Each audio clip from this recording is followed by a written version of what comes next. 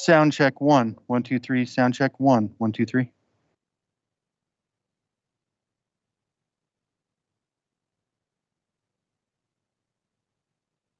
Can we get a sound check from Vegas, please?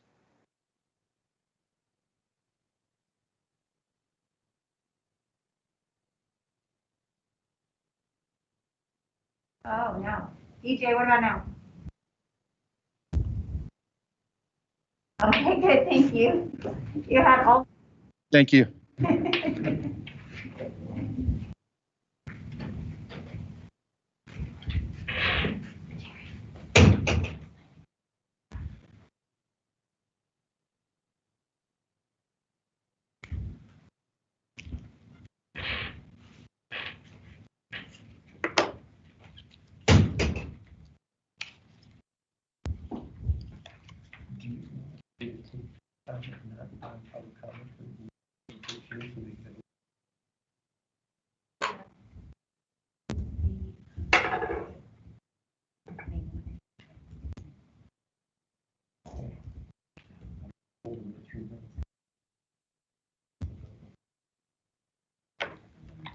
Yeah, you should go quick. Yeah. I don't want to cut it short, you know.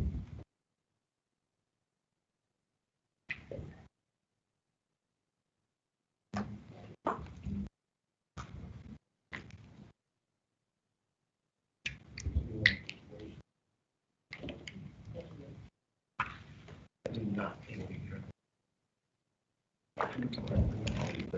Oh, I know. It's freaking insane. Try to keep pace. Valley. Not easy sometimes. You know. Yeah, right. We do what we can. Christina, you're unmuted in Vegas, Okay, so if you would mute. okay.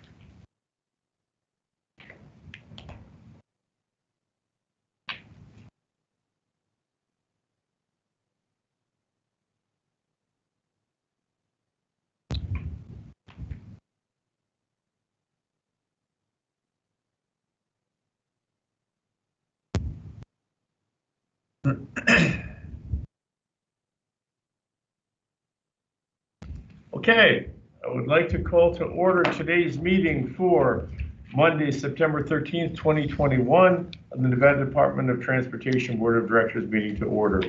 If I could ask the clerk to take the roll, please. Good morning, Governor Steve Sisolak, Here? Lieutenant Governor Kate Marshall, Here. Controller Catherine Byrne, Member Virginia Valentine, Member Justin Cow, Here. Member Stephen Esquaga. Here. Governor, you have a quorum. Thank you. Before we move on, I would like to take the privilege of acknowledging Lieutenant Governor Kate Marshall in her last meeting on the Department of Transportation Board of Directors. She is leaving to join the White House, and we're going to miss her deeply, but I'm going to get some benefit from the fact that she's going to be coordinating governor's communication with the White House, so that should certainly help us. But Kate has brought a unique and very valuable perspective to the Department of Transportation in these meetings, and we cannot thank you enough for everything you've done for this this board, but mostly for the state of Nevada. And if you'd like to say a few words, Kate, before we move on to public comment, I'd be honored for you to do so. Thank you. I wasn't expecting that. I appreciate it. I don't know if it's good or bad, but you have my cell phone, so. Oh, it's good for me. I don't know if it's good for you. So, when it comes to transportation, I think it is absolutely critical for this state. It's a lot of federal dollars that we get here that helps the whole state. I don't know, Governor, but the room is full today, and I see some of our valued union members. I see our laborers. I see our operating engineers. And one of the things we do in transportation, right, is we support our workforce. So thank you for letting me say hello. thank you. And believe me, you will be missed. Okay, we're going to move on to item number 2, which is public comment. This is designed for items that are on today's agenda. Now, item 13, I've got some comments here, and I think they might take more than 3 minutes. So I'm going to move comments as they relate to projects, the Tropicana project, number 13, to the end, so that you can have a few more minutes than 3 to be able to portray your position. Not too many more minutes, but a few more minutes than 3. So then, Governor, Lieutenant Governor Kate Marshall. yes. Yeah, I know that some of the people here in the audience are have jobs to go to, and I wonder if maybe a couple of them might be able to speak to because this is a rather long agenda, and I just maybe just a few of them if they could figure out who has to get to work. I think those are on agenda item 8, Governor. The ones. Those are, I'm being told, we're on agenda item 8, and we're taking that public comment now. So yes, we're taking public comment now. All I'm saying is on 13, they've got some presentations that might be a little more elongated. So, but you can take public comment at either time. So that being said, I'm going to open up the public comment now, and we'll start in Carson City. Governor, we have 4 members of the public that would like to make public comment. Okay.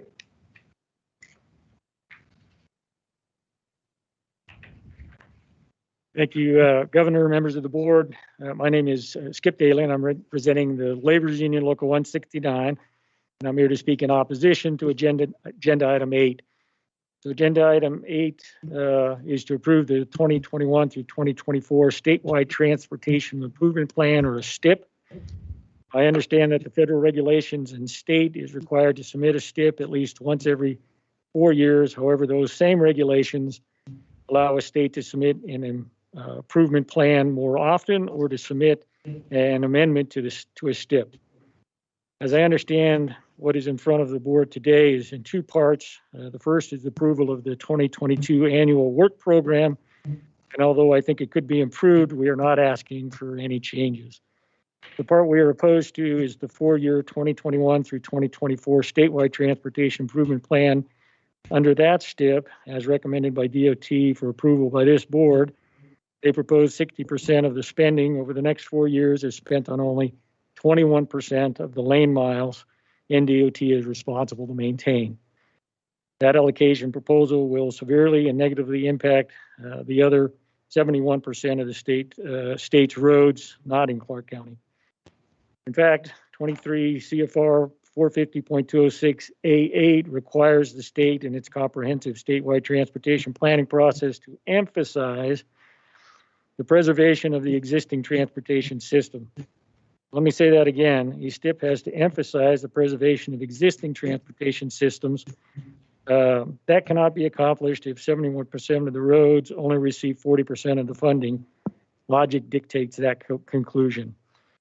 Under this STIP, there are 5 counties that are not scheduled to have any transportation projects funded, and another 6 counties that will only see 1% of the funding under this statewide transportation improvement plan spent in those counties. Meaning 11 of the 17 counties in the state will only see 6% of the total spending over the next 4 years. Of the remaining 5 counties, only Washoe County will see more than 3% over the next 4 years. This is completely unacceptable. Just the safety issue alone should be enough for this board to demand a change.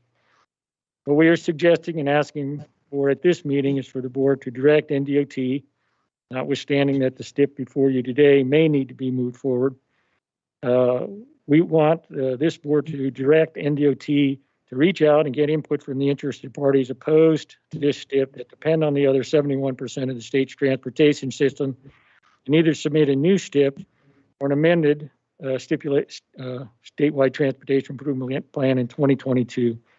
I also believe that such a condition being placed on the acceptance of the STIP would be allowed under item 8 as it appears on the agenda. We think that would be the prudent path forward, especially when you consider that we don't know how much might become available for transportation projects under the American Recovery Act, and in anticipation that transportation funds under the bipartisan infrastructure bill will become available. We hope that NDOT will be given additional instruction to address this needed change. The only other choice we would have is to point out the deficiencies in this plan, the FHWA and our congressional representatives. So appreciate your time. We do have several of our members here, as the Lieutenant Governor pointed out. And I know you have several hundred comments on this agenda item as well. And we hope you'll be able to take this reasonable course and direct DOT to come back with a revised plan. Thank you. Thank you, Skip. Next speaker.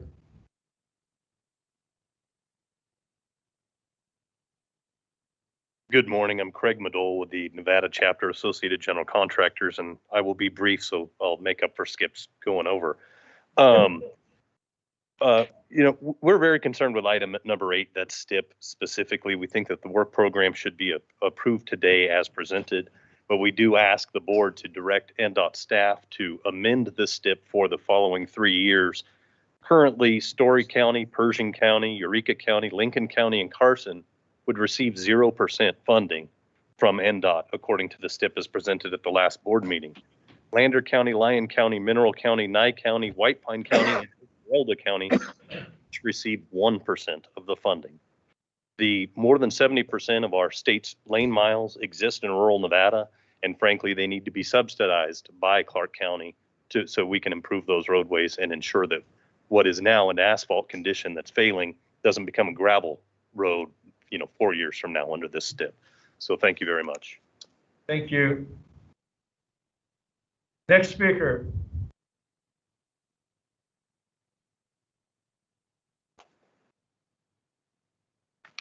Yes, thank you very much. My name is Pat Sanderson, born and raised here in northern Nevada. Worked here since 1963 on the highways and byways.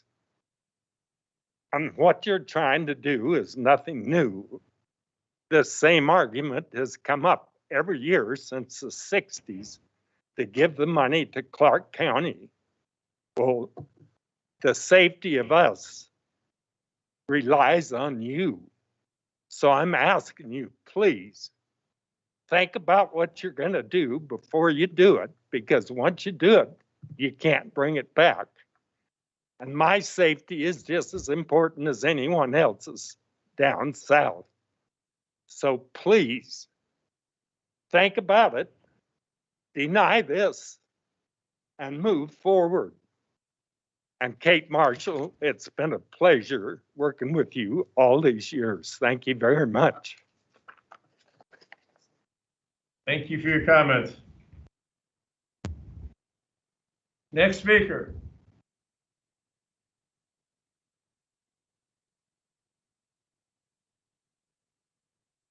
Thank you, Governor and the board. My name is Scott Fullerton. I represent the Operating Engineers Local Union number 3. We are here to oppose item number 8. We understand that not a lot of issues with the first year. I mean, that one is what it is, got to take care of it. But we do propose that the state either stick with the 1-year plan, or if the 4-year plan is mandatory, submit a plan with an amendment with a stipulation to amend that plan coming up. The problem we're having with this is, as Skip pointed out, 79% of the maintained road highways in the state of Nevada lie outside of Clark County. That includes the 3 main east-west routes, Interstate 80, US 50, and US 6, and two of the northernmost routes, US 95 and US 93. Most of those lane miles lie outside of Clark County, and they have to be maintained as well as the roads inside of Clark County for the safety of all residents in the state of Nevada. In addition, the smaller counties depend on that equal distribution of these highway funds. Based on just a population and a highway funding mile, the roads in Clark County are actually receiving anywhere between a 25 to a 50% discount per lane mile, whereas you're forcing the smaller counties outside of Clark and Washoe to pay anywhere between 2 and 3 times what they pay in fuel taxes in order to maintain their roads. Yet we all drive on those roads. With these higher mileage vehicles, we find people fill up in the larger communities, and you can make it all the way across the state, and we're not going to fund a lane mile by stopping at a mini mart and getting a soda. We need to distribute these funds equally to make sure this state is taken care of for the safety of all residents. I thank you for your time. Thank you. Any further public comment in Carson City? No, sir. Okay, do we have any public comment in Las Vegas? Okay, hearing none, I will move on to item number 3. Governor, we did receive, as mentioned by one of the speakers, over 700 public comments from the time the agenda posted until 5 p.m. on Friday afternoon virtually. Those were all distributed to the board members for their ability to review those comments before the meeting. Thank you. The record can please reflect the fact that we have 700 some odd public comments as it relates to same item number 8. Okay, I'm going to close public comment, move on to item number 3, Board of Transportation minutes from August 9th. Do we have a motion on the minutes from August 9th? I'll motion to approve the minutes from August 9th. We have a motion on the floor for approval. Any discussion? Hearing and seeing none. All in favor signify by saying aye. Aye. Aye. Aye. Anybody else? Any opposed? Motion passes. Director's report, item number 4. Thank you, Governor. The presentation is being pulled up, and I will try to be brief. We have a lot on our agenda today. As I do every month, I'll start with safety. As you can see, next slide, please, DJ.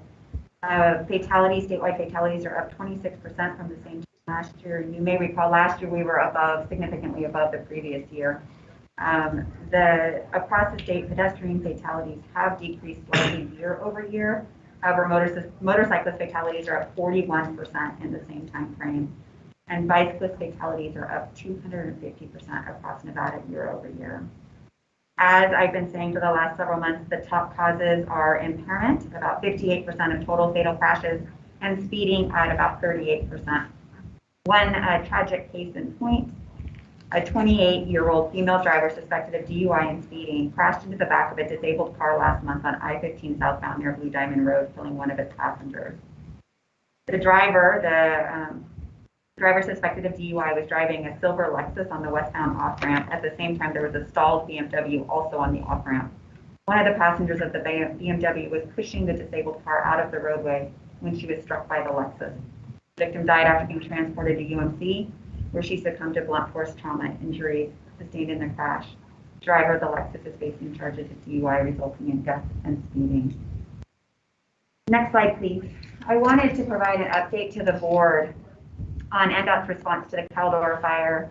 Governor, as you saw when you toured the site on Friday, there are currently no Nevada closures in place, and mandatory evacuation orders in Douglas County have actually been fully removed, and all of our team members have been removed from the closure locations effective Saturday.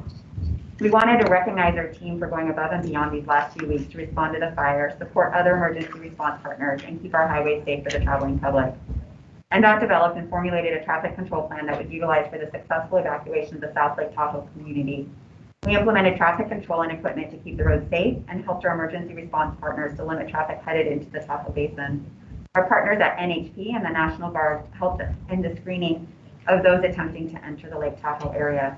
Along with our District 2 team members, 11 staff from our Carson City headquarters office joined to assist with flagging and road closures, as well as some District 1 team members from here in Southern Nevada also joined to help support the effort. In addition to these, our emergency management staff have been a constant fixture at the State Emergency Operations Center, coordinating with California and other state emergency response partners, as well as making sure all involved in the combined safety efforts had food and restroom facilities on site. While the evacuation orders were lessened early last week, our team members remained in standby mode at multiple locations through Saturday, just in case a mandatory evacuation was issued, as the residents were still on a warning. That included keeping equipment and personnel staged at Highway 50 at US 395, Highway 50 at State Route 28, Highway 50 at Kingsbury Grade. We also had team members staged at the bottom of Kingsbury Grade, Highways 207 and 206, in case we needed to quickly implement another road closure at that location. We are incredibly grateful for our crews, firefighters, and emergency personnel who worked tirelessly to help those impacted by the devastating fire. Next slide, please. I'm planning on providing the board an update on the advancement of the Nevada Sustainable Transportation Funding Study as we continue to do the work as part of the advisory working group. The third meeting of that group will occur tomorrow. At the last meeting, the AWG members received an overview of transportation revenue sources and uses in Nevada, including presentations from all four MPOs, the RTC Washoe, Southern Nevada, Campo, TRPA, and NDOT. DCNR,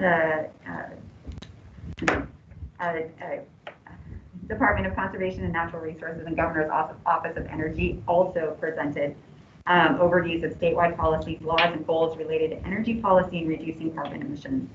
Tomorrow, the AWG will participate in a more in-depth discussion of transportation revenue in Nevada and the United States. They will receive a brief presentation on the impact of electrification as Nevada transitions to zero-emission vehicles, and will develop guiding principles for consideration of alternative funding sources. And we'll keep you abreast of changes as they continue to implement. Next slide, please. On our agenda today, we are asking the board to approve a roughly $1 million agreement to provide on-call trash and debris cleanup within NDOT rights-of-ways in multiple locations across District 2. Much of these ongoing cleanup efforts are the result of significant increase in encampments in our rights-of-way, a pattern we've seen in Las Vegas Valley as well. As you know, our primary responsibility is to maintain public safety on our roads and highways. In recent years, that role has expanded to include ensuring unsheltered individuals located in our rights-of-way are not posing a public safety or health risk to themselves, drivers, the surrounding community, or the environment. We routinely clear and clean our rights-of-way after proper notification when the unsheltered individuals and items therein pose a public safety issue, while coordinating with our local partners in social services and law enforcement to offer housing and other compassionate solutions for those impacted. Community resources agencies such as Clark County and Washoe County are present during every cleanup effort to help those impacted individuals by providing access to healthcare services, including COVID-19 testing, temporary isolated housing, and other human services. As the encampments have increased during the pandemic, so have our cleanup efforts and associated costs, which have surpassed more than $1 million in 2021 alone. Additionally, we've had to divert staff from other critical parts of our program to help manage these efforts. We wanted to let you know that we are actively exploring solutions with our local partners on ways to more effectively and efficiently manage these cleanup efforts. However, as right-of-way encampments and associated cleanup costs are expected to increase in the future, longer-term solutions outside of the scope of NDOT's purview may need to be considered. And I should say that we're very thankful and appreciative of our local agency partners. They really are stepping up to help us, but this is a problem that extends far beyond just maintaining our rights of way. Next slide, please. I have some good news. This month, we received $33.8 million of additional obligation authority through the Federal Highway Administration's August redistribution process. Every federal fiscal year, the Federal Highway Agency provides funding for multiple programs, but limits the amount of funding that can be obligated.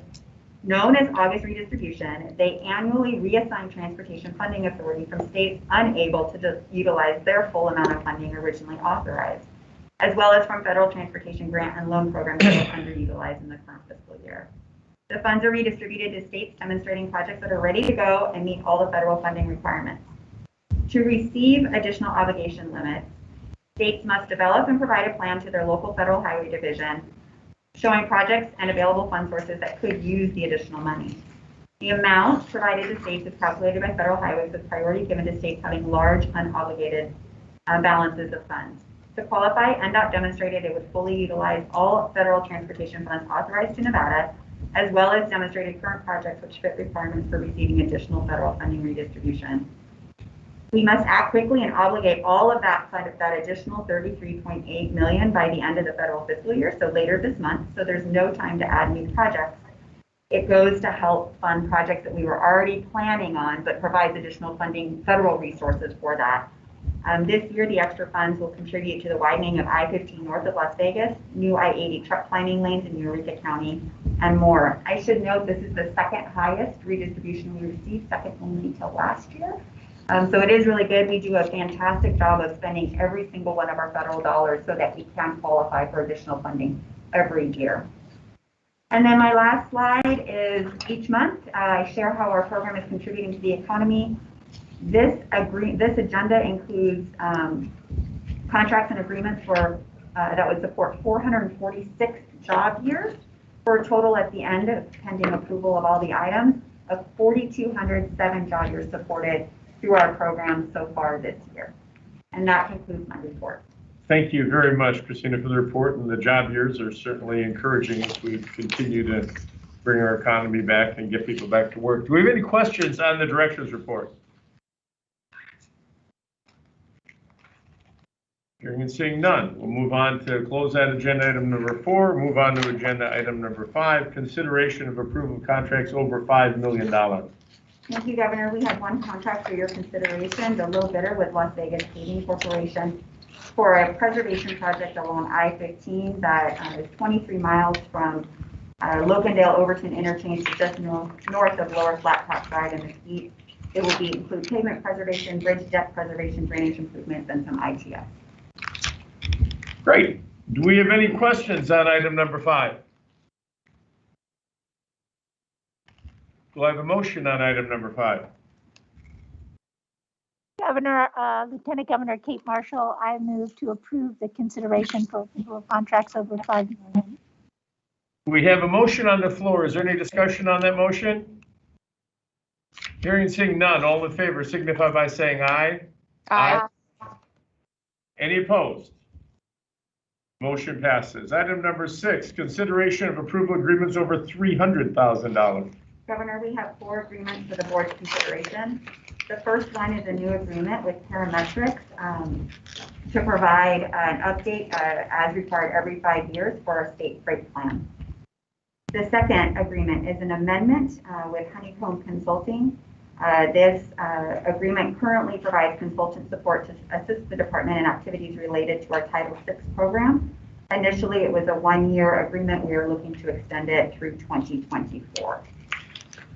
The third agreement is with Braemar Environmental Services. It's a new agreement. This is the one I mentioned earlier on the homeless encampment cleanup. This agreement will provide on-call trash and debris cleanup within NDOT rights of way in multiple locations across District 2 through December of 2022. And the last agreement is an on-call consulting agreement with 5 consulting engineers, parametrics, Kinley Horn and Associates, Jacobs Engineering Group, CA Group, and Atkins North America. This they will be providing on-call planning services to assist the department. Task orders we anticipate will include activities such as corridor studies, statewide active transportation plan, program reviews and process improvement, and additional coordination with tribal nations, federal agencies, and rural agencies. Okay, thank you very much. Do we have any questions on the agreements over $300,000? Hearing and seeing none, do I have a motion on item number 6? Make a motion to approve all items on attachment A. We have a motion for item number 6. Any discussion on the motion? Hearing and seeing none, all in favor signify by saying aye. Aye. Aye. Aye. Any opposed? Motion passes. Item number 7 is an information-only item. Do you have a presentation on that or no? Okay, move on from past number 7. On to item number 8. Consideration of the approval of the 2022 annual work program and acceptance of the 2021 to 2024 statewide transportation improvement program, also known as STIP update. Governor, this item was presented at the August board meeting. We had a 10-day public comment period in August for public comment. We did receive some comments since the agenda posted. Before the board today is approval only of the annual work program. The STIP update is our quarterly update, and we're sharing that information, but it is only approval of the annual work program. The STIP will be formally updated next year at this time. As we have told you in the past, it is in alignment with our board adopted performance goals as well as the data-driven One Nevada plan. But we have heard from the local community, and we will use that information to adjust if we need to. But today is only the annual work program. The STIP is just a quarterly update for your information. Okay, do we have any board member questions? Yeah, so to make sure that I'm understanding, all we're approving is the 1-year plan, and then we'll discuss further down the 4-year that they presented on? Yes, so today is the approval of the annual work program. The actual formal approval of the STIP will occur next year at this time. We approve it every 2 years. Okay. Do we have any questions in Carson City? Yes, Governor, this is Lieutenant Governor Kate Marshall. Go ahead. Okay. I think that even though we are only here today to approve the annual work program, the fact of the matter is that a lot of concern has been raised about what appears to be the direction and intent of the STIP. And I think that it would be prudent for the board to provide some input so that when we get to this next year, the process that has taken place, like Director Swallow said, is in line with all the interests that must participate in that process. The fact that we had over 700 comments, the fact that this room is full suggests that there are stakeholders who, for whatever reason, haven't had the opportunity to provide their input. They're both, we have both workforce, we have construction, people who represent construction companies here. And so I would like to be able to bring a motion with some of the factors that I think would be valuable for NDOT to consider going forward as they look at this STIP. I know the STIP, having dealt with them before, STIPs, they are a long, involved, and complex process. And so providing some input as to some of the considerations that we would like NDOT to take under their wing, I think could be useful. Very well. Do we have any other board comment as it relates to this item? I won't belabor the point, but I would be in support of Lieutenant Governor Marshall's comments. I think she's summarized it perfectly. Okay. Thank you, Stephen. Anyone else? Okay, I've got a question for the director. If we move ahead approving it, can we at the same time accept input as it relates to adjusting it or amending it in the next year? Yes, so you're only approving the annual work program today. And yes, we can receive suggestions and input on what the STIP should look like next year. As the Lieutenant Governor mentioned, it is quite complicated. The STIP is an assemblage of tips from our regional transportation agencies, so Southern Nevada, Washoe, where we don't have a lot of input, but there is opportunity for feedback and guidance on that. And if Sandra Rosenberg has any additional comments on that, Sandra? Sandra Rosenberg, Assistant Director for Planning. Yes, we can certainly do that. As Director Swallow mentioned, we are just approving the annual program today. We have heard the comments.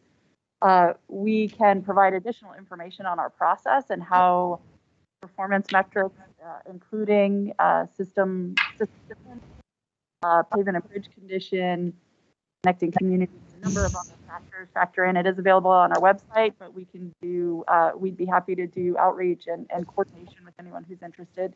In terms of that process, as well as providing information, we would love to hear from folks if there are needs, specific needs that they have identified, because we do have a data and performance-driven process, so we need a little bit more guidance than just a change in the distribution of funds, but really identification of the needs on the system so that we can put them through our process. And we also welcome comments on the process itself.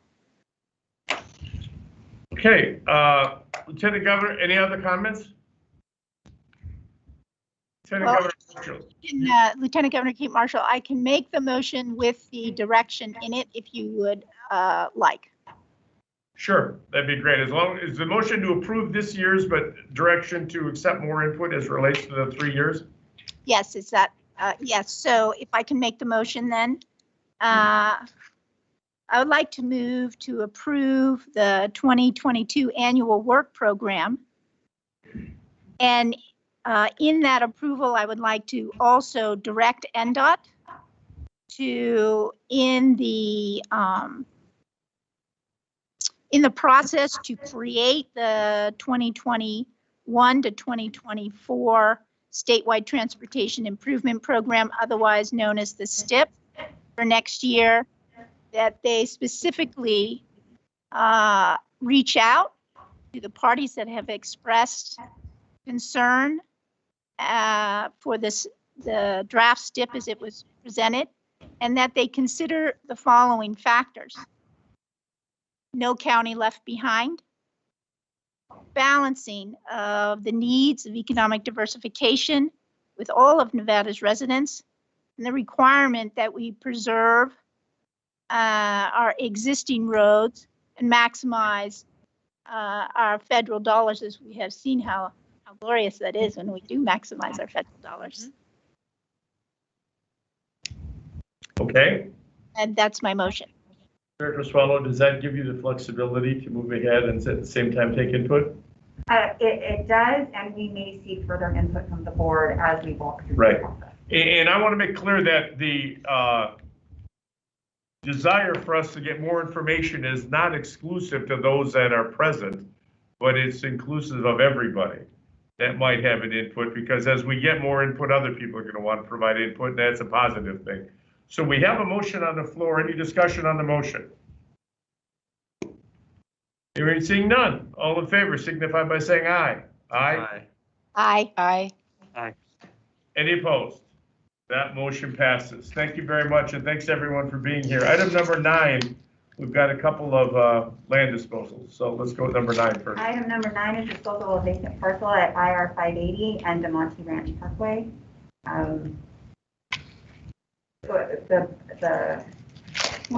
The department recommends disposal by direct sale.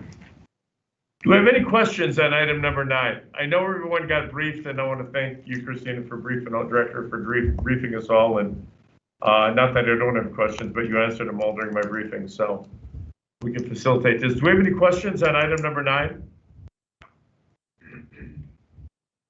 Hearing none. Do we have a motion on item number 9?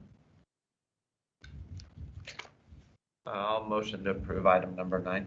We have a motion for approval. Any discussion? Hearing none. All in favor signify by saying aye. Aye. Aye. Any opposed? Motion passes. Item number 10. It's for disposal of vacant parcel at IR 580 and Demonte Ranch Parkway at second parcel, and the department recommends disposal via direct sale. Similar item. Do we have any discussion on item number 10? Do I have a motion on item number 10? Motion to approve? Changing this around, giving everybody a chance to give me a motion. I appreciate that. We have a motion for approval on item number 10. Any discussion? Hearing, seeing none. All in favor signify by saying aye. Aye. Any opposed? Motion passes. Item number 11. Disposal of vacant parcel along the north side of IR 80 in Reno, and the department recommends disposal via direct sale. Okay, any questions on item number 11? Okay, who's up? Motion? Stevens' turn. Motion to approve item number 11? Okay, we have a motion on the floor. Any discussion? Hearing, seeing none. All in favor signify by saying aye. Aye. Aye. Any opposed? Motion passes. Item number 12. Is a resolution of abandonment for portions of land lying along US 95 and Durango Drive in the city of Las Vegas, where we own easement rights. The underlying property owner has changed to a private developer. We've evaluated our need for easement and agree that we can relinquish portions of that easement. Do we have any questions on item number 12? Okay, do I have a motion on item number 12? Motion to approve item number 12. We have a motion on the floor for approval. Any discussion? Hearing, seeing none. All in favor signify by saying aye. Aye. Aye. Any opposed? Motion passes. That concludes those items. Item number 13, announcement of apparent best value Prosper to design and build the I-15 Tropicana interchange project. Governor Nick Johnson, our Chief of Project Management, has a short presentation to show where we've been with Tropicana and where we're going in the next in the coming months. Great. Go ahead.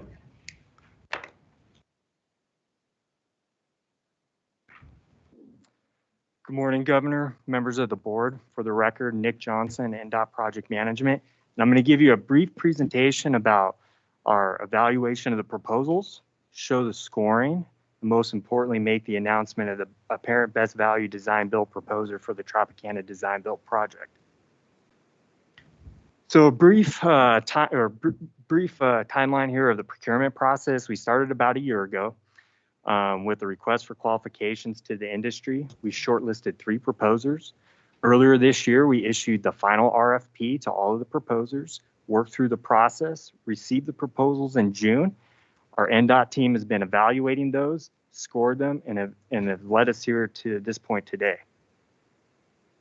Now, this picture right here kind of represents the entire process, working through the RFQ, shortlist, RFP process, evaluation, and now to the notice of the apparent best value proposer. I will mention that this process follows NRS, federal CFRs, and the Pioneer Program Manual, which outlines the department's processes for all alternative delivery projects. So the scoring for the proposals is based on a 100-point scale. 60% or 60 points of those 100 is given to price. The other 40 is given to the technical proposal. And as you can see, there's 4 categories up there that make up the technical proposal.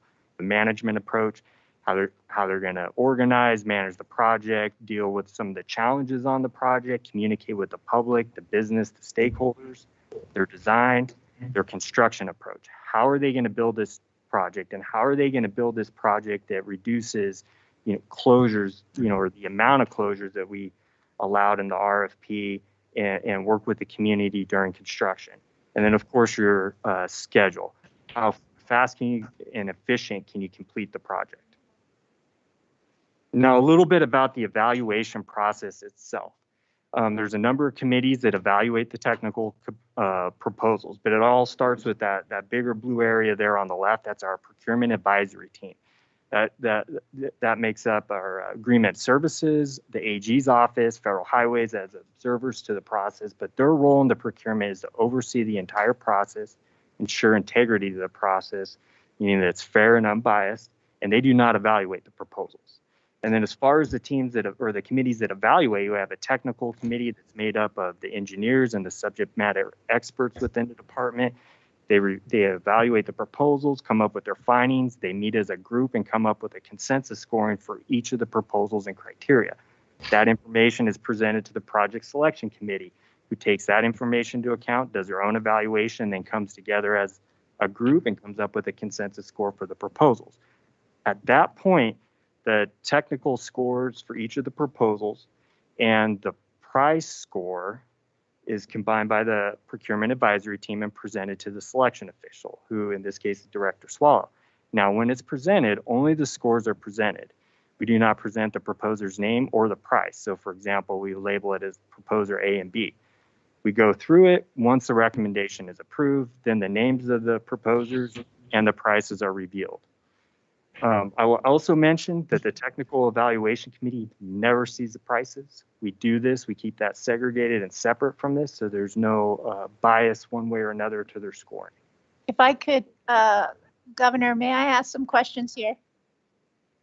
Sure, or, yeah, go ahead. This is Lieutenant Governor Kate Marshall. If I could just ask some questions. On the individual technical committee, how many individuals are on those committees? Ooh, I don't know exactly off the top of my head, but I know in the it's somewhere around on the first technical committee, it can be, I've seen anywhere from like 20 to 30 staff working on it. The project selection committee is much smaller. I would say about 5 to 6 folks on those. And on each of those committees, are the RFP responses provided to those committees blind as to the entity that has submitted the response? No, they see because they see all the proposals, and many a times the proposals themselves have the team's logos and everything on top of them. And plus they want to talk about each of those proposals, but they don't, you know, and how they're scored. So there's not a way really to screen that unless we were to ask, say, don't put your name on the proposal, but their names are all over it. So they see it. And in those selection committee consensus evaluations, there is an analysis of price at that time? No, these committees don't ever see the price. Okay, because I didn't understand, because you mentioned price earlier, and I just want to make sure. So when it reaches the selection official review, no one has at that moment seen the price. Yeah, none of the folks of reviewing the technical proposals have seen the price, and they don't. Our procurement advisory team, and they will open them up, make sure they submitted everything that we asked for, grab the price, and there's a formula to give them points. And so they come up with the score, and they combine the price point as well as the technical points, and that's what's submitted to the director. No prices, not even the proposer's name to the selection official. And on your committees, do you include people on your evaluation committees who are not employed by NevadaDOT? No, it's department staff. Thank you. Okay. Is that it, Lieutenant Governor? Yes, Governor, thank you. Thank you. Go ahead, please continue. Okay, so this slide here, as we were doing the evaluation, we found that one of the proposals was non-responsive, meaning it didn't meet the requirements or the rules outlined in the RFP. At that point, when that determination was made, that proposal was no longer evaluated or scored, nor was the price opened or scored at all. So it left us with 2 remaining proposers. And this is where I'm going to show the results of the technical proposals. So I'm just going to pause for a second and let everybody see the scores. Okay.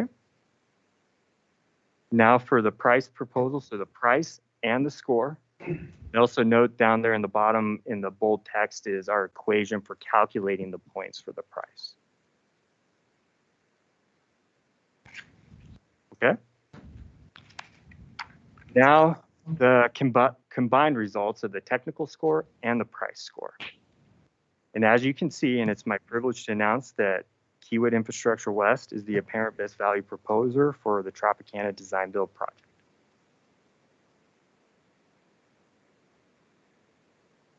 So last slide here. Moving forward, after the announcement today, this is informational only.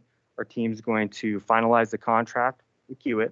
We'll seek federal highway concurrence on the contract, and then we will bring the contract back to the board here in October, at which point we'll ask the board to ratify the selection of Kiewit and approve the design build contract with Kiewit. Governor, members of the board, that concludes my presentation. Okay, do we have any questions regarding this before I take some public comment? I do. Go ahead. So, and my question's in regards to the actual design build process. Last month, Mr. Wills came in and presented on his proposal in the way that they felt. And I have a question, like, how is the design build process, like the criteria defined? How are the presenters or the people that are going to be bidding on the process, how are they involved in that criteria? Have we ever looked at maybe setting up a town hall or something to where the contractors all get together and they agree on a criteria so that we don't end up with the same situation that we had last month? Member Kolb, so specifically for every project, the criteria is developed per the project goals or, the major specifics on that project. Now, so as we go through the development process and getting the project ready, we're looking at, what are we trying to accomplish with this project? What are some of the key challenges and risks? And why, especially why are we doing the design build? And we formulate goals around those. And then we take a look at, what criteria do we want, that's most important to us to evaluate them on. For example, as you probably saw in some of the scoring, we have 4 categories, and you probably saw one of the highest was the construction. Big reason why, you think about the location of this project. It's right in the heart of the resort corridor, a lot of major businesses and stakeholders, T-Mobile Arena, the Allegiant Stadium, the events. And so it was very important to us to understand how can they do this better than we can or that we think we can, because of those impacts, to that area of Las Vegas. So that's how we established some of those criteria here on this project.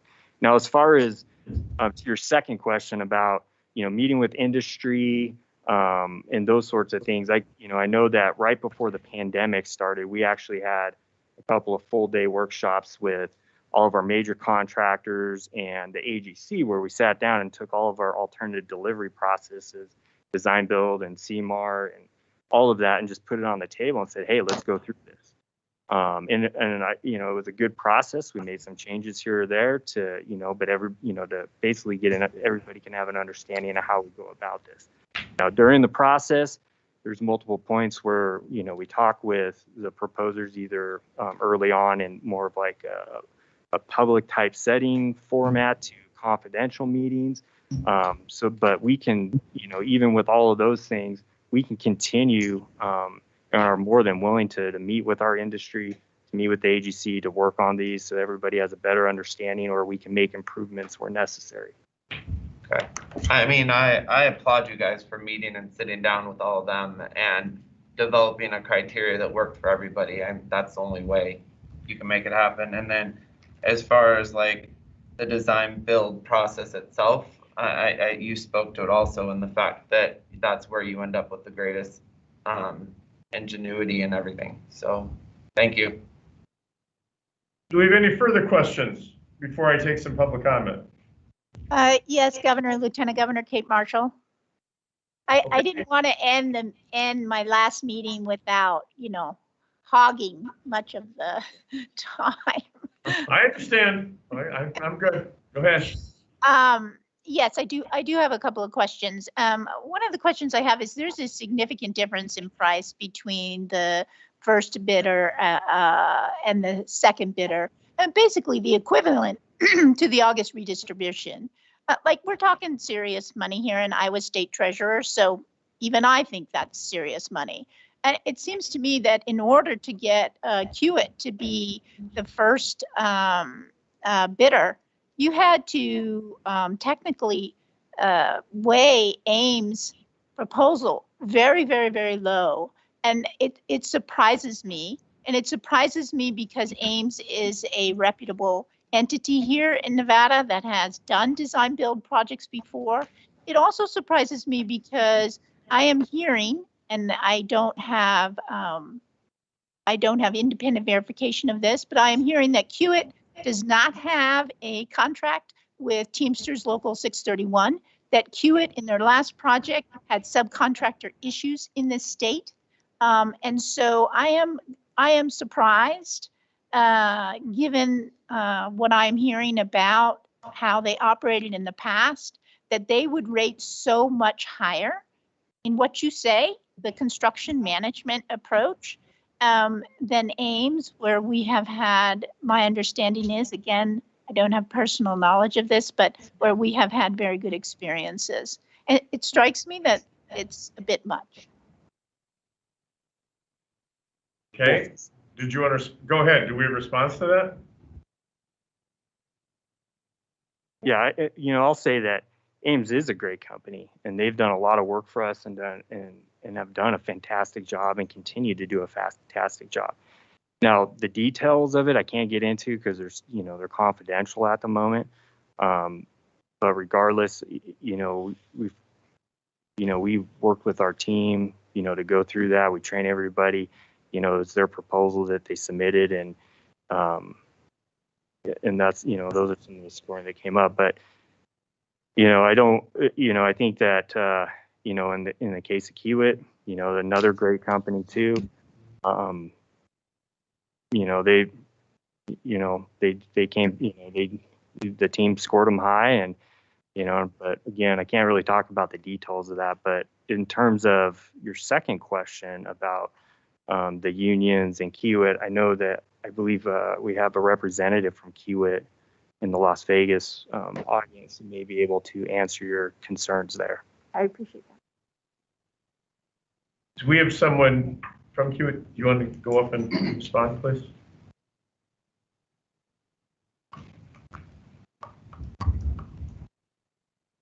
Chris Koenig with Kiewit. Specifically in answer to the question about the contract with the Teamsters, we've not had a contract with the Teamsters in over 20 years. We have a different business model than maybe our competitors in that we don't own our own fleet of trucks. We don't have an aggregate source. We don't necessarily do our own asphalt paving.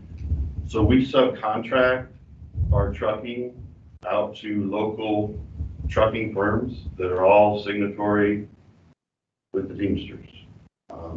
For instance, Project Neon, we probably had 50 truck driver Teamsters on the project, for the duration of the project. That, again, our business model, because we don't own trucks, is better for us to subcontract to local companies that do trucking, as their main business, and they're all signed to the Teamsters. Every worker, every craftsman on any of our projects are all local union members. We've been a union company for 137 years, and don't see that ever change. Okay, Lieutenant Governor, does that answer your question? Yes, and I appreciate you being here at the meeting. That means a lot. Thank you.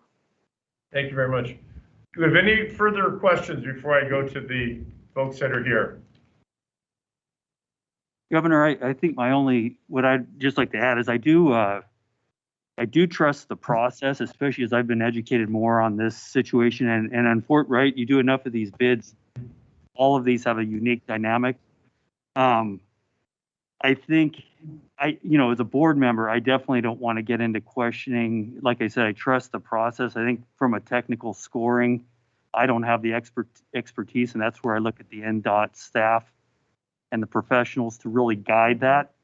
I can't tell you what made Ames score less than Kiewit. I just trust that, okay, these things have to be weighted. I do, and it was great hearing this. I think the separation of technical and pricing is really a key piece. I'm glad that that doesn't always wait. The one question, and I know unfortunately in this bid, one of the three actually was disqualified. I'm assuming at that point, and this is just almost more of an education of a new board member, but I'm assuming when a bid is disqualified at that point, it's all folded up and there is no sharing of pricing. Because I do get the sensitivity. I mean, even to your point, Lieutenant Governor, on blind evaluation, I mean, there is almost a point where I don't think it would be possible that you could strip all the letterhead, that's fine, but you have technical teams that I'm sure certain companies use, you would know it. But I'm assuming at the point with the party that was disqualified, that at the point they were disqualified, there was no more evaluation and pricing or anything like that. Is that correct? That is correct. Okay, Thank you. thank you. Anything further? Okay, I've got two groups here in Southern Nevada that one are basically, and I'm going to summarize this, Director, and correct me if I'm wrong, that are relating to the third proponent that was not considered. And the design that the third proponent proposed. And from what I understand, the one that I'm aware of is just talking about the design overall. It has nothing to do with the proposers. Okay. And I'm not sure if we have a second. Mr. Wellman, you want to speak on behalf of Las Vegas Paving? Yes. Okay, you go ahead first and then I'll take the neighbors second. Bill Wellman, the Las Vegas Paving. Thank you, Governor, board members. I think as I spoke last meeting, this is not about the qualifications of the contractor.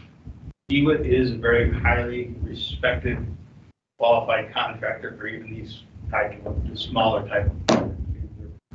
Nationwide, maybe we'll. Same thing with Ames. Ames being a contractor that's doing 3 of your last 4 design build projects and processes that they've brought. So I think there's some real key considerations to some of that scoring. What I talked about last time and what we did not see here was the published engineer's estimate of $224 million. That $224 million was raised from $180 million at the RFQ stage because NDOT added a very significant amount of work, which was repaving by 15 from Tropicana to the 215 interchange and all of its ramps. There was a basis for raising that with the added scope. For the record, and I said it last time, our proposal, which I believe is probably open and seen, and I don't need to go into why, is $228 million for the work on this project. The scope of which is very close from an operational standpoint. We're sure of what else was, of the baseline scope of the project, all the work that had to be done or required to be done. We had a unique design, we felt, and in doing so, apparently it was not felt to be correct, and the subjectiveness of this process required it to be disqualified, which we've seen a disqualification on your SPX project, which was Ames a year or so ago. That said, this is not about our disqualification. We're not happy about it, quite frankly. We've been doing this for a long time. We got our opportunity to rebut. This is about spending an additional $80 million of taxpayers' money that we, myself personally, half of me being a resident my whole life, and NEDCO as well, worked diligently, and the taxpayers in convincing people that we should adjust taxes to pay for things like this. But whether there's any FRI money in this, it's irrelevant. It's still taxpayers' money that comes from every gallon of gas that gets used. And that money, whether it's federal money or not, still resonates here first, shipped off, comes back. It's really what about spending that kind of SS money. When we heard We heard the director last time talk about a $500 million a year shortfall we have annually, and I agree with it. That's real. Is talk about the shortfalls within the rurals of the state of Nevada in the STIP because there's not enough money to go around. And then we talk about just arbitrarily and maybe erroneously wanting to because we have a process. And the process can work. We know that. We've done lots of design builds in the state. But it didn't work on the Reno SPX. They were significantly over budget there. And then we have the same issue again here. For whatever reasons those are. That doesn't obligate you, board members, or NDOT, frankly, to spend an extra $80 million because of the scores and calling it best value. Because we don't believe this is best value. Stated it before. You prove it. If you haven't opened our estimate, I'd love to see it return unopened, but I don't think it can. But regardless, it's there. It's real. This project can be brought in and constructed however you want it based on the baseline that you got for somewhere in the $230 million range, not $305 million, as you're proposing to do. All of these things meet the goals that NDOT was put forward. Obviously, we know that more than anybody. Being the local contractor, we know the community, we know the industries that are surrounding Tropicana Interchange. We've dealt with them. My phone rings off the hook anytime you can impact anybody for any reason. Frankly, our job is just making people mad because of cones. Once in a while, we get some congratulations when the projects are done. Anyway, with that, I'll close it as saying again, you're not obligated in any way, shape, or form, and I don't think in this particular case, the process, although it is a real process that's used significantly, it's fair to bring, is bringing you a best value in awarding this project at this particular time under this method. For SBX, you chose to turn it back to a design build, or excuse me, design bid build project as a designer's finish, but they had started, put it out, and you found that it saved a significant amount. Thank you. Thank you. Okay, now I've got at least one of the business neighbors here. I don't know if I've got more than one. If you want to take the opportunity. Morning, Governor, members of the Board of Directors and staff. Thank you for the opportunity to present today. My name is Scott Krieger, and I'm the Senior Vice President of Development for Station Casinos. Today with me, I have two colleagues, Alvin Pilato, who is Head of Architecture and Design for Station Casinos, and Dr. Ken Eckert, who is our consultant from Kimley Horn.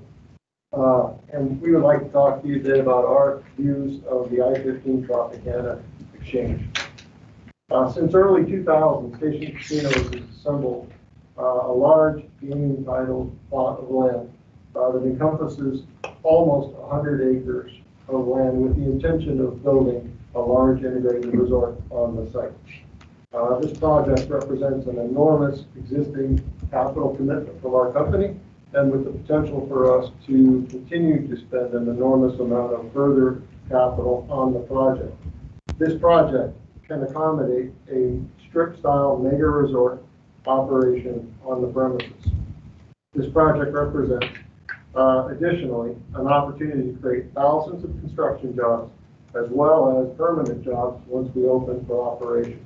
And as well, it'll be a new source of tax revenue for both the state and the county.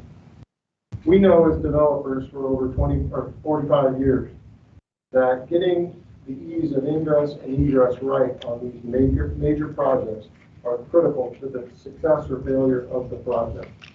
And as such, the way that the plan is currently contemplated, we are not satisfied that this meets our requirement for future development of the site. The ingress and egress that is currently being proposed will limit our ability to develop to the full potential of the project.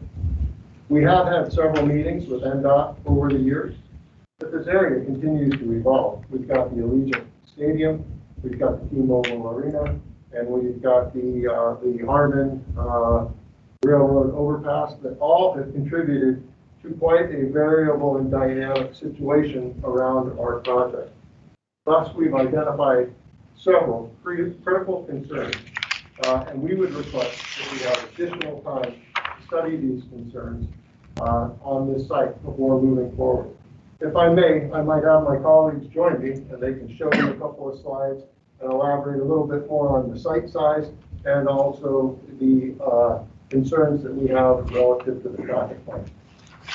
So just for my own clarification, so I understand, and I'm familiar very much so with this area and ingress egress. This was my commission district at the time. What you're saying is that the project that we are bringing forward at the next meeting, the contract, would not satisfy your ingress egress concerns. That's correct. Okay, got it. Okay. Hi, Albie Collado. I've been working with Station Casinos either in-house or for another architectural firm for over 25 years. And I've been involved with the senior management on the development of almost every major project that they have done in-state and out-of-state. We gave you two exhibits today. The first page actually has a mitigation traffic plan on it.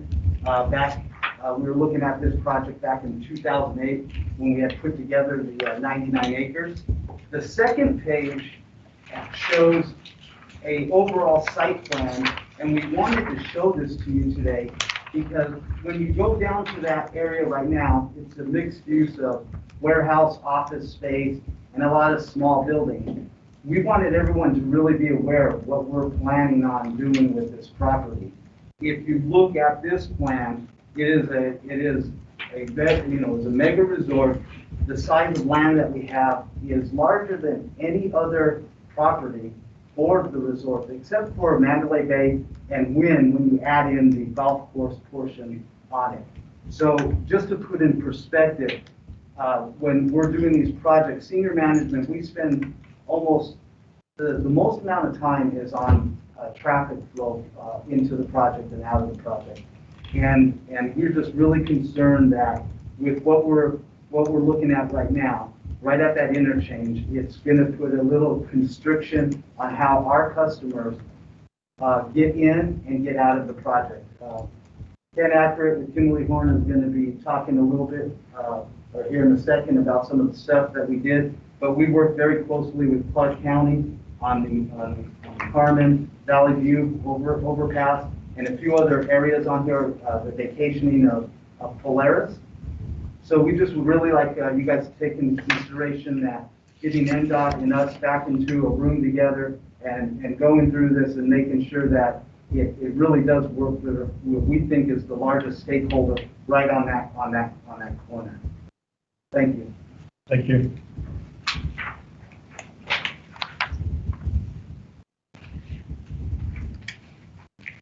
Thank you, Ali. Pleasure to be here today, Governor and Board. I do not intend to get into nitty-gritty details. That's not the place today, but I think a lot of the points I just want to reiterate is that this consolidation of this magnitude of project is a major traffic generator. We all realize that. The challenges we have is it takes years to bring forth a project like the Tropicana interchange. It was a dream back in 2008 when this project was being looked at that interchange would go into reconstruction. And what the challenges we have in Southern Nevada is the dynamics, the traffic, the variables that continuing to happen, and that today we really need to, again, look at this corner of what's happening at Dean Martin, the Connector Road, Tropicana, the interchange corner. If you look at the plan that was done years ago, we worked quite extensively with the county with what was going on with going over the railroad tracks with Harmon and Valley View as access into this parcel of land. Today, you've heard earlier that we now have T-Mobile, we have the Allegiant Stadium, and today's stress test of our first NFL games going on, as well as plans underway of looking at extending MLK as a frontage road from Oki all the way down to D. Martin to Twain, which again adds potential traffic changes along the frontage coming into this area in the interchange. This is just an item that there's such a dynamic change. We want to make sure we get it right. A project like this, we know, is an investment, major dollar investment in our community. That is 50 plus some odd years investment that we want to make sure we get the roadway, the connections, the access in and about the interchange works for a major property like this, as well as the interchange and the purpose of its development. And again, we're trying to move people from the freeway in and into the community itself of the resort corridor and back out. So that's why we're here today, is to make sure that it's not an end today, that the project design is complete and we're just going to build, that we are open to adjustments to really look at what's going on here in the design of the project and its access there at D. Martin and Tropicana, as well as what's happening on D. Martin and the proposed connector road in that area. So that's my key point to bring up today, and want your consideration on those, as it's so important that we also are integrating our Port of Assure access and so on in and about the area, because that will dynamically impact the performance of the interchange as it's being constructed. Scott, any closing remarks? Yeah, quickly. Thank you again. We're excited that there are improvements that are being considered around our site. We are very excited about that. What we want to make sure is that those improvements will help our site development as well as the state's future plans harmoniously. At stake for us and for the state are jobs and tax revenue. To the degree that we can improve this egress-ingress plan, we can build a larger and more dynamic resort. And we think that that helps our company as well as the state. And I think, as Ken mentioned, what we really want to do is just to have an opportunity to sit down with NDOT staff and relook at some of the key ingress-egress points and traffic signalization, to give our comment and see if we can't continue to improve this site to better suit the residents of the valley. Thank you for your time. I appreciate it. Scott, I appreciate that. Is there a timeline? You've gone beyond the conceptual plan here. This is more into getting the specific. Is there a timeline when this was slated to begin? You wanted? Well, we have a lot of development sites around the valley, and we are currently considering which sites to build on. We are actively seeking entitlement rights for this site now. So it is in the pre-development stage. The actual timeline of when we might be shovels in the ground is yet to be determined. Okay. And I appreciate the presentation by all of you. This is different than Mr. Wellman's concern, which I totally understand his concern as well.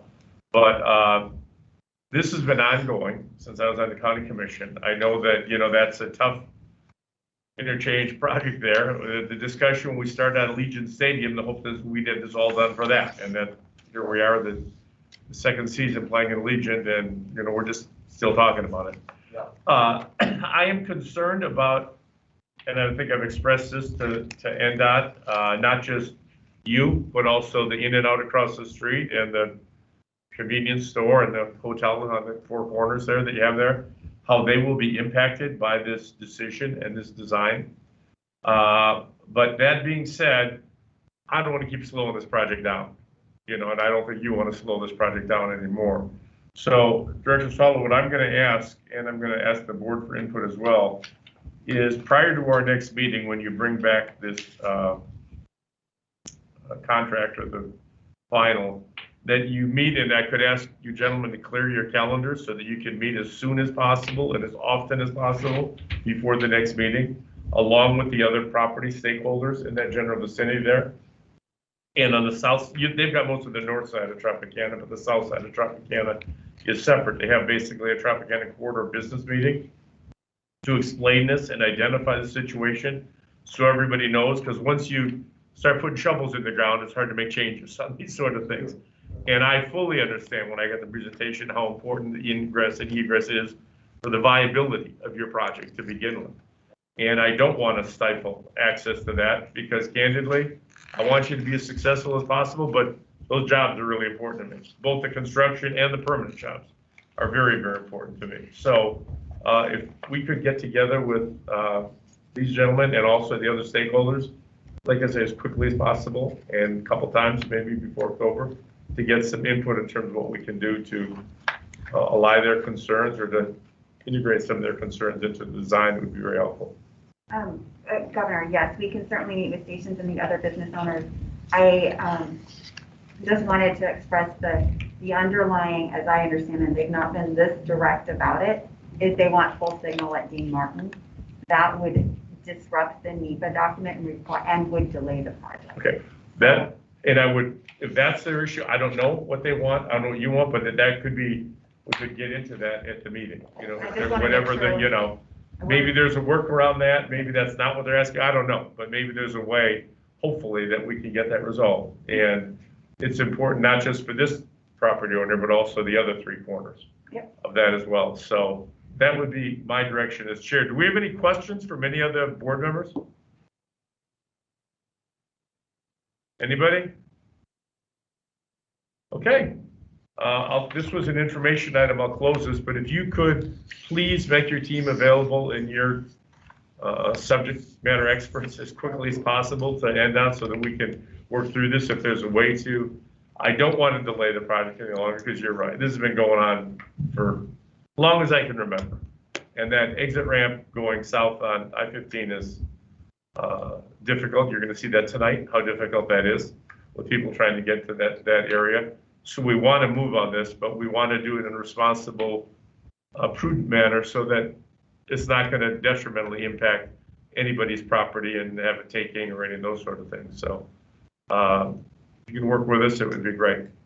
Well, thank you for the board's consideration. We'll put our calendars as asked. Thank you. Great. Anyone else wishing to speak on that item? No? Good. Okay. Moving on from item number 13, item number 14, public comment. This is the second time set aside for public comment. Anyone wishing to address the board on any item, please step forward, identify yourself for the record, and comments will be limited to 3 minutes. So, on item 14. Do we have any public comment up in Carson City? No, sir. Governor, I just wanted to thank Director Swallow and the NDOT staff. You guys do a lot of difficult work across the entire state, and I've been very, very impressed. Thank you. Thank you. And you are right, Lieutenant Governor. It is difficult for staff to balance the needs of the rurals and the needs of the urban communities and the revenues that are derived from each one of them and individual projects, whether they be north or south. And they do a remarkable job doing that. So thank you for that. No public comment. We do not have a executive session, correct? Okay, and I was told we do not need a motion to adjourn. So we have got a new policy here. We are adjourned. Thank you all very much for attending. Thank you.